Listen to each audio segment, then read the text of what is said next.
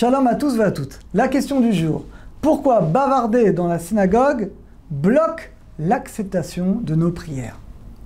Alors je suis très content de reparler de ce sujet, parce qu'après la période qu'on a vécue difficile, pendant des mois, on a été privés de rentrer dans les synagogues, et bien entendu qu'on doit tous se poser la question pourquoi. Alors évidemment, on n'est pas dans les secrets d'Akadosh Baruch Hu, mais comme des choses qu'on peut comprendre. Et ce qu'on doit comprendre, qu'on a le mérite de revenir dans la synagogue, eh bien, c'est qu'on doit s'y conduire de manière beaucoup plus respectueuse. La source de cette question, elle est dans la Gemara, dans Megillah, c'est page 28a. La Gemara dit qu'il est interdit de se conduire avec légèreté dans la synagogue.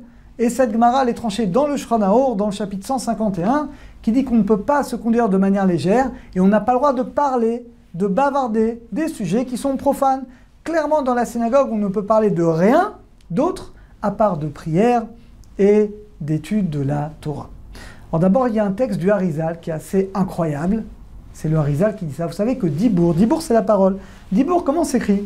Dalet, Yud, Bet, Vavresh. Dit le Harizal, si tu enlèves dans ces lettres-là le Yud et le Vav. Pourquoi? Le nom d'Hachem, c'est Yud Ke Vav Ke. Donc on va enlever les deux noms, les deux lettres du nom d'Hachem qui sont dans Dibour. Donc on va enlever le Yud de Dibour et le Vav. Qu'est-ce qui reste comme lettre? Des vers. Dalet, Vavresh. Des vers, c'est ce que c'est des vers? Des vers, c'est la peste, c'est une épidémie. Nous dit le Harizal, quand les gens parlent dans la synagogue, ça provoque des épidémies. Alors c'est terrible parce que, on l'a vu, on le voit dans notre époque, on l'a vu malheureusement beaucoup dans les générations d'avant. C'est le plus grand maître de toute la Kabbalah qui dit ça, le Harizal. Qui peut dire qu'il n'est pas d'accord avec le Harizal, qui connaissait tous les secrets, il regardait quelqu'un, il connaissait tout. Le Harizal nous dit quand on parle dans la synagogue, à part que c'est un interdit, c'est très grave, mais ça provoque finalement, des épidémies. Vous savez, tout le monde connaît Baba Salé. Qui ne connaît pas Baba Salé? Et quand on leur a demandé à deux grands tzadikim, l'Admour de Gour, qui est un très très grand tzadik, et Rabbi Israël Abou Chatzar Baba Salé, quand on leur a demandé sur les horreurs qu'on a vécues à 80 ans, on leur a posé la question, on leur a dit, mais je ne comprends pas, les Israël ont tellement prié. Pourquoi Dieu n'a pas écouté nos prières? Et les deux ont dit la même chose, c'est incroyable. Donc un très grand Ashkenaz et Baba Salé, très grand Sfarad, les deux grands maîtres de la génération. Ils ont dit la même chose sans se concerter. Ils ont dit parce que malheureusement, pourquoi Hachem n'a pas écouté nos prières? Parce que malheureusement, on ne respectait pas la synagogue et on parlait, on bavardait à la synagogue. Alors une précision, ils n'ont pas dit que les malheurs sont arrivés à cause de ça. On n'est pas dans les secrets d'Akadosh Baruch Hu. Mais ils ont dit pourquoi Hachem n'a pas écouté nos prières pour nous sauver. Quand on parle à la synagogue, eh bien ça crée finalement une barrière qui fait que nos prières sont bloquées, ne sont pas acceptés devant le maître du monde. Alors c'est vrai que ce sont des choses qui nous dépassent, mais quand on a Baba Salé qui dit ça, bien entendu qu'on doit tous se remettre en question. Alors pourquoi c'est tellement grave? Alors, le Ben Ishra explique, Mishnah Bora également, Chafetz Chaim dit que il ramène au Zohar celui qui parle dans la synagogue, il n'a pas de part dans le Dieu d'Israël. Ce sont des termes qui sont très très durs qu'on ne trouve pas dans les autres fautes. Nous dit le Ben Ishra, et pourquoi? Imagine tu as rendez-vous avec un roi. Imagine que tu es devant le roi, et que là, il est en train de te parler, tu es en train de lui parler, et que là, tu te détournes. On va dire aujourd'hui, tu sors ton téléphone et tu réponds un message, tu envoies un message, ou tu parles à quelqu'un d'autre. Mais c'est de l'insolence. Tu as le roi devant toi et tu parles à quelqu'un d'autre.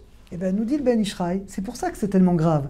Parce qu'il dit le Ben Ishraï, si quelqu'un il parle dans la synagogue, ou il prend son téléphone, il envoie des messages, il parle, il rigole, vous savez ce que c'est dire profondément? C'est-à-dire qu'au fond, il ne croit pas qu'il parle au roi.